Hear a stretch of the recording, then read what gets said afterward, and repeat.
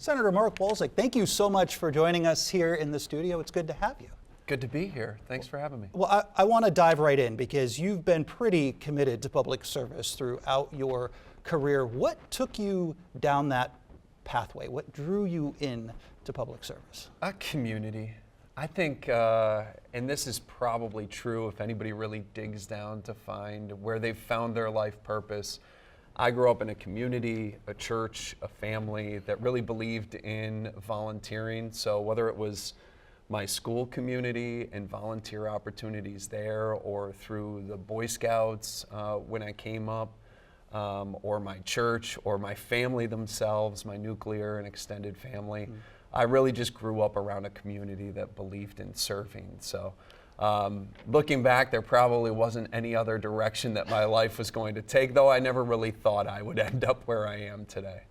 Was there any one person, if you think about back when you were a kid, thinking about maybe leadership opportunities, any one person who inspired you?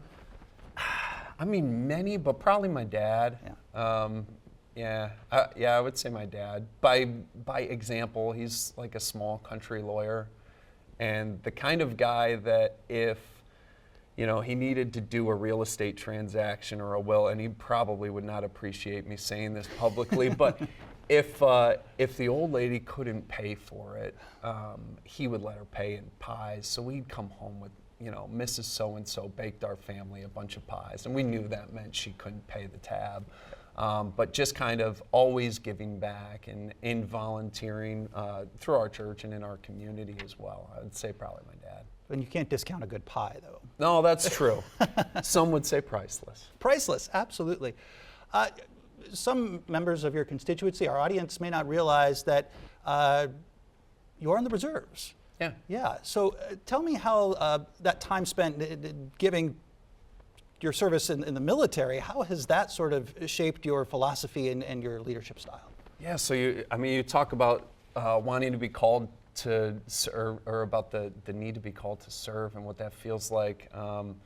I joined a little bit later. I was like 27 when I joined up, so I was basically like a grandpa in basic training, but I went to basic training and officer candidate school, commissioned as a second lieutenant. I've been in for 13 years now.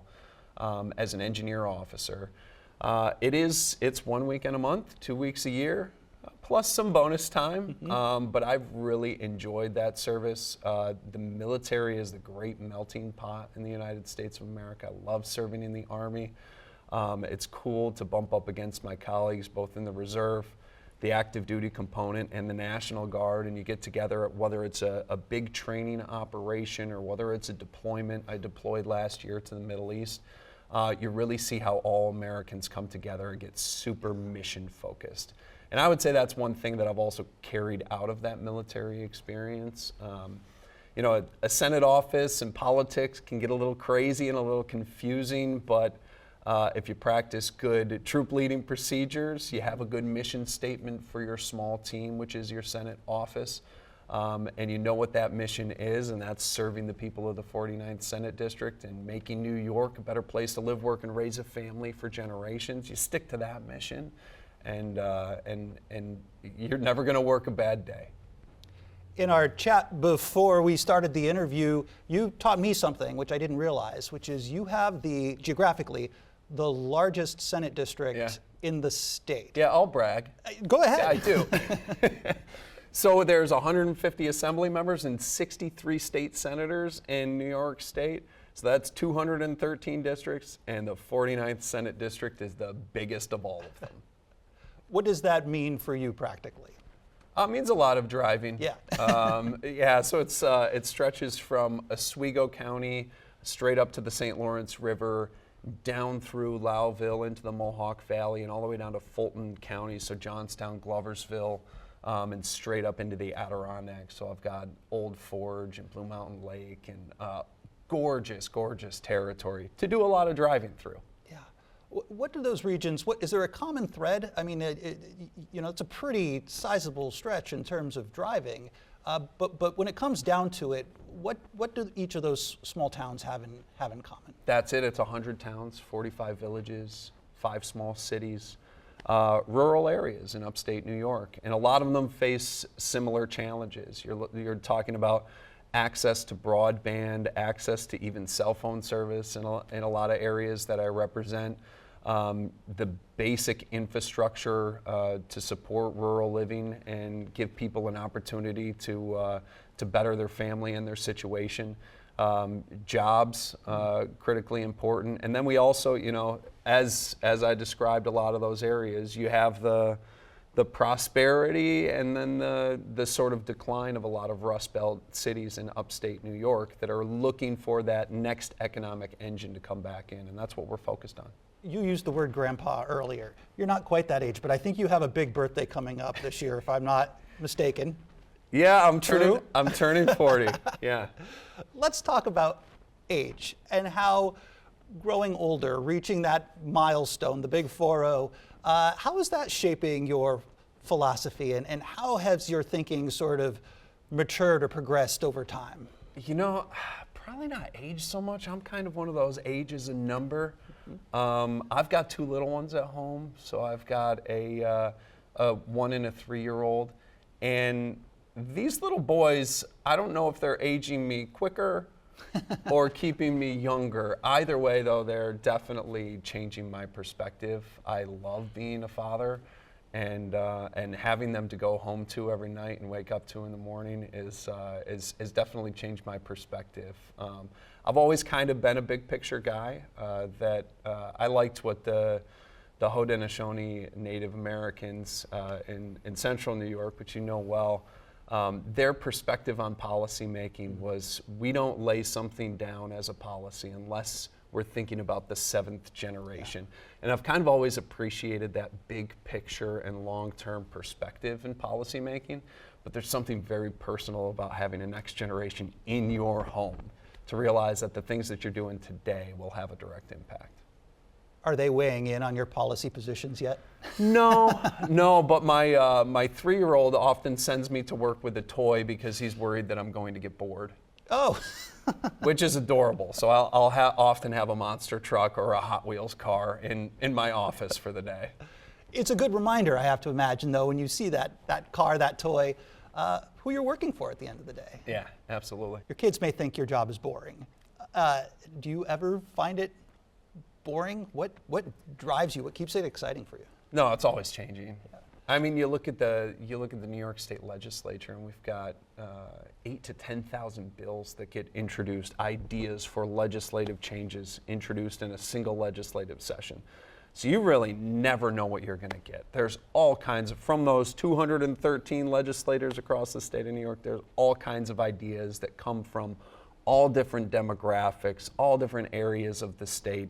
And you never really know what issue that you're going to be dealing with when you walk in the door. And that's just the Albany side of things. The most important part of the job is serving the people of the 49th Senate District up here, and they get to determine what my priorities are for the day. So you never know what issue, what town supervisor or county legislator or village trustee is going to call your office and say, bad news, here's where we need your help. And the job is really to jump up and help them. So no, never a boring day.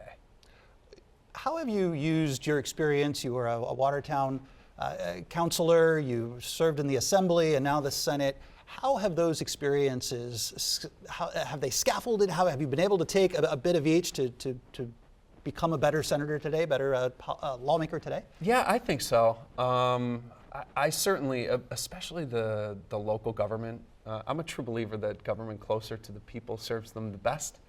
And so my experience on the Watertown City Council, where, spending time in the diner, people are going to grab you on whatever city issue, or that somebody's going to pull you aside at church and bring up what they just saw on the news or on. I think that government closest to the people. You also had a very small, on the Watertown City Council, 5-member council. So to have a majority, you just need 2 members to agree with you. Pretty easy to get things done with that size of body.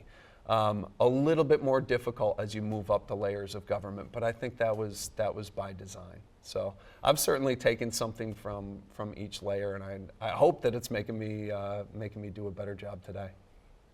We're living through an era of such political divisiveness.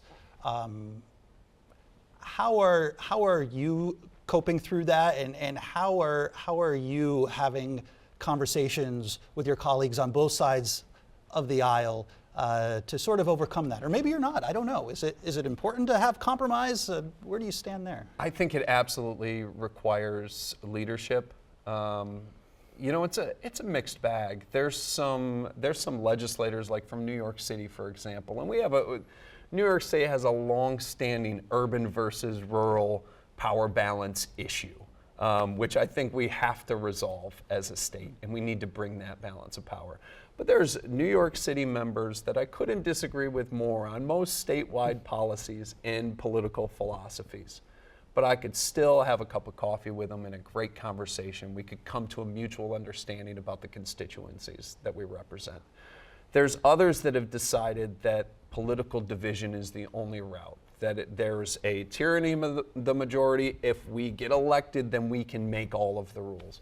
And so I think as not just legislators and leaders, but also as a society, we really need to promote more togetherness and see the parties come closer together and see the people who are elected represent us all. You said something earlier, and I know this is something that came up when you served in the Assembly, talking about your Assembly district as America's front yard. Front yard of America. Front yard of America. Yeah. Why did you coin that term? And as we talk about relations with Canada now, and we have a sizable Canadian audience, I'm curious your perspective on the front yard of America today. Yeah, well, I'll be in Albany sometimes and talk to members from various parts of the state, and they've never heard of the Thousand Islands before. If they have, they've never been and don't even recognize how significantly amazing this area is. And it occurred to me, sometimes New York, like by policy, treats upstate and treats northern New York like it's the backyard. Like, I don't know, throw the shed out there. And instead, we really need to have this perspective because it's the truth. This is the front yard of America. This is the first impression that Canadians get when they come over the border. We need to have the welcome mat out. We need to have the lawn groomed and the leaves raked and give the absolute best impression, because this is the impression of our nation and our state. So, yeah, I started calling my Assembly district the front yard of America. I love that. Let's talk about the future. Okay. You've climbed from counselor to assemblyman to senator. Is there another step for you in your political career, do you think? So, by my philosophy, this is climbing down. The more people people that you work for, the lower you are on the totem pole. So, as a state senator, I represent 318,000 people. I work for all of them. My staff works for all of them. So I view it as actually moving down on the ladder. But I don't know what's in store. I would say a balance of power in New York. I know that that's how me and my team are mission focused. The Assembly, the Senate, the governor's office, they're all in the same party currently and seem to be pretty focused on one party and on urban issues rather than policy that impacts all New Yorkers in a positive way. So we've had balance in the past. We need to bring balance back to that power. And I would say that's what's in my future, is making sure that happens so that areas like the one that I represent have a bright future in New York. Fantastic. Senator Mark Walczyk, it's been such a pleasure chatting with you, getting to know you better. Really appreciate it. Yeah. Take care. Thanks for joining us. Yeah, thanks for having me.